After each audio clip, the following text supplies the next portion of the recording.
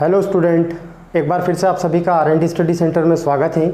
आज की क्लास में हम लोग 12th फिजिक्स से चैप्टर 3 से ही विभवमापी के द्वारा दो सेलों के विद्युत वाहक बलों की तुलना किस प्रकार से की जाती है ये हम लोग आज पढ़ने वाले हैं। तो चलिए स्टार्ट करते हैं आज की क्लास और देखते हैं कि विभवमापी के द्वारा किसी सेल के विद्युत वाहक बलों की तुलना हम किस प्रकार से कर सकते हैं।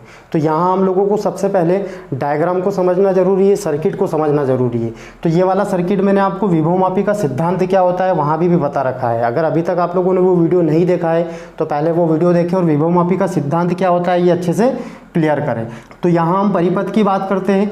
तो यहाँ पे ऊपर वाला जो परिपथ होता है वो प्राथमिक होता है और नीचे द्वितीयक परिपथ होता है। मतलब ये जो पूरा सर्किट बना होता है ये दो भागों में बना होता है, प्राथमिक परिपथ और द्वितीयक परिपथ। हम लोग अगर प्राथमिक परिपथ की बात करते हैं तो यहाँ पे एक संचायक सेल लगा होता है, कुंजी K1 लगी होती है और एक धारा नियंत्रक होता है। साथ में उसके AB एक तार लगा होता है जिसे विभवमापी का तार बोलते हैं हम लोग। और यहाँ पे J1, J2 और J ये स्थितियाँ होती है जहाँ पे हम लोगों को तार पे जॉकी को स्पर्श करवाते हैं और वो स्थितियाँ प्राप्त करते हैं। ऐसे कैसे अगर द्वितीयक परिपथ की बात करें तो यहाँ पे प्रायोगिक सेल E1 और E2 लगे होते हैं जिनके विद्युत वाहक बलों की हम लोगों को तुलना करनी होती है।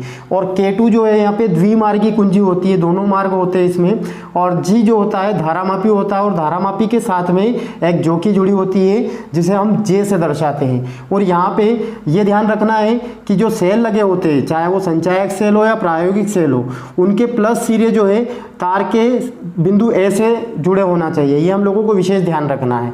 आगे हम लोग बात करते हैं इसके सिद्धांत की कि विभवमापी का सिद्धांत क्या होता है। तो पिछले लेक्चर्स में मैंने आप लोगों को बताया था कि विभवमापी का जो सिद्धांत होता है वो E इक्वल में रो एल बनता है, जहाँ पे E जो है जिस सेल का हम लोगों को विद्युत वाहक बल ज्ञात करना होता है उसका विद्युत वाहक बल होता है, रो विभव प्रवणता होती है और एल जो है दूरी होती है बिंदु A से या सिरे A से संतुलन बिंदु जो प्राप्त करते हैं जे, उन दोनों के बीच की दूरी को हम लोग यहाँ पे एल बोलते हैं। तो ये जो फार्मूला बनता है ये विभवमापी का सिद्धांत बनता है। तो इसी का यूज़ करते हुए हम लोगों को यहाँ पे जो प्रायोगिक सेल लिए हम लोगों ने E1 और E2 इनके विद्युत वाहक बलों की तुलना करना है। तो यहाँ हम लोग इस फार्मूले का दो बार यूज़ करने वाले हैं। सबसे फर्स्ट हम लोग करेंगे प्राथमिक सेल E1 के लिए, फिर बात करेंगे हम द्वितीयक सेल जो लगा है E2, दोनों के लिए बात करेंगे।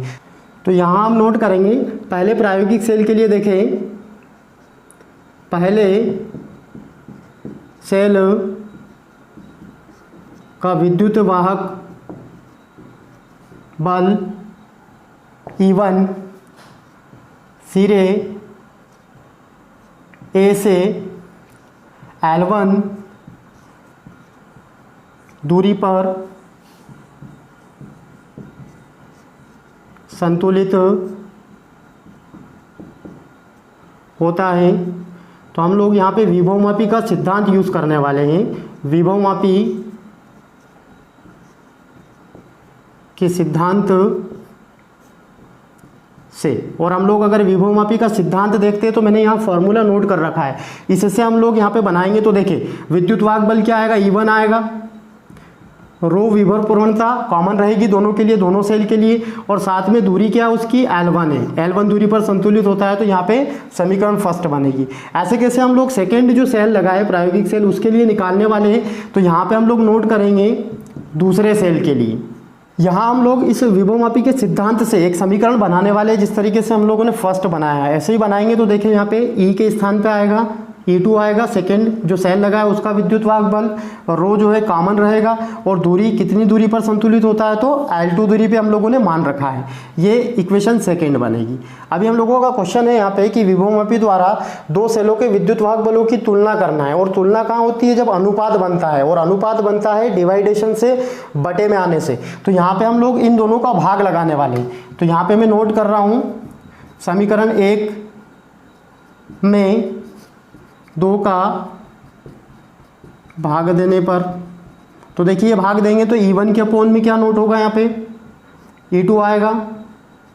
राइट हैंड की बात करें तो रो L1 के अपोन में क्या आएगा, रो L2 आना है। यहाँ पे रो से रो क्या होगा, कैंसल आउट होगा। तो जो फाइनली फॉर्मूला बनेगा वो E1 के अपोन में E2 इक्वल में आएगा L1 के अपोन में L2। और ये जो फार्मूला मिला है हम लोगों को, यही जो है दो सेलों के विद्युत वाहक बलों की तुलना करने के लिए फार्मूला होता है। अब आगे हम लोग बात इसके प्रेक्षण सारणी की बात करें, क्योंकि ये आप लोगों का प्रैक्टिकल बेस्ड क्वेश्चन होता है। तो यहाँ पे प्रेक्षण सारणी के लिए मैंने कॉलम बना रखे हैं। यहाँ पे देखिए सबसे फर्स्ट जो होता है वो क्रमांक होता है। सेकेंड कॉलम की बात करें तो L1 मैंने लिखा है। तो L1 क्या होता है, देखिए यहाँ पे जो विद्युत वाहक बल E1 होता है वो सिरे A से L1 दूरी पर संतुलित होता है, तो वो यहाँ पे लिखना होता है। मैंने शॉर्ट में लिखा है L1, तो वो रीडिंग यहाँ पे लिखेंगे। अगला कॉलम देखें तो L2 की बात करेंगे तो ये E2 जो होता है ये बिंदु A से या सिरे A से कितनी दूरी पर संतुलित होता है वो यहाँ पे हम लोग लिखने वाले हैं। इस वाले कॉलम में जो भी यहाँ पे रीडिंग आएगी उसका डिवाइडेशन करना है ना, रेशियो निकालना, अनुपात निकालना है। तो अपने को L1 के अपोन में L2 जब भाग लगाएंगे तो इधर E1 के अपोन में E2 हम लोगों को मिलेगा। और जब हम लोग 3 बार प्रैक्टिकल करेंगे तो उसका माध्य भी निकालना रहेगा।